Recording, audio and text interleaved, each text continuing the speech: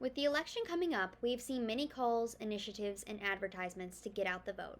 I personally have heard many people say that this is the most important election of our lifetime, with climate change, abortion, and the Supreme Court among other things that are on the ballot this year. These issues are all up to who will become the next president and members of Congress to be decided on November 3rd. Despite all of these important decisions, many individuals are disheartened by the options to choose from for president and are convinced that their votes do not make any difference in an election. As someone who has studied elections and voting rights for the past 3 years, I implore you to make your voice heard. It is the only way things will get any better. With all that is at stake next week, many individuals are scared at the possible overturning of their rights. Many people are anticipating widespread voter suppression and attributing that as why their vote won't matter. These concerns are valid, but the only way to combat them is actually to get out and vote. Showing determinations and the ability to overcome the odds and vote against what is trying to keep you from the polls will tell them that their tactics are not working.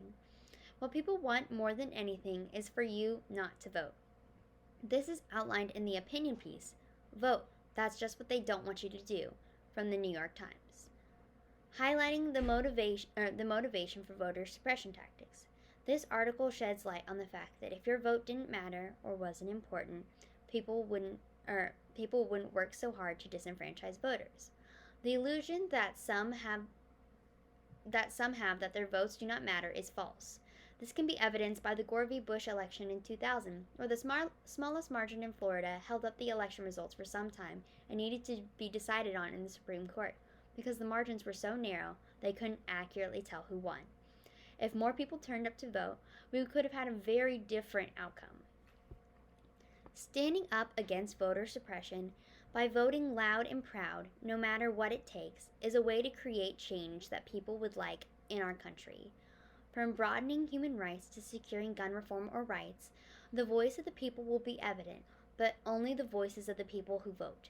Things will change if you stand up and make them. America will be representative of what the people want when everybody votes. But without people going out and voting, the status quo will continue to stay the same, creating a self-fulfilling prophecy. Imagine living in a country where your representatives, local officials, and senators, and the like value and listen to the voice of the people, because that is who they were elected by, not just a very niche group that were the only ones that voted that year. America would be a different, more prosperous place. Because when people make their voices heard, good things happen for the country, the states, and the communities. The general election is only 4 days away, and this means if you haven't voted, you need to get out and do so. You won't see the America you want unless you do. So in order to cast your vote, you need to make sure you are registered and know where you are registered at, so you can vote in not just the national races, but the local races too, because they affect your everyday quality of life. Find the polling place within your district. You can check your registration and your polling locations on vote411.org, and you can read up about the candidates you will have the option to vote for. When you are ready and you want to go in person, you can find a way to a local polling place and make sure you bring a form of ID that your state allows. A driver's license, birth certificate, and passport are all accepted forms of ID in most locations, but it is specific for different states. Make sure to check your state's Secretary of State website to find out.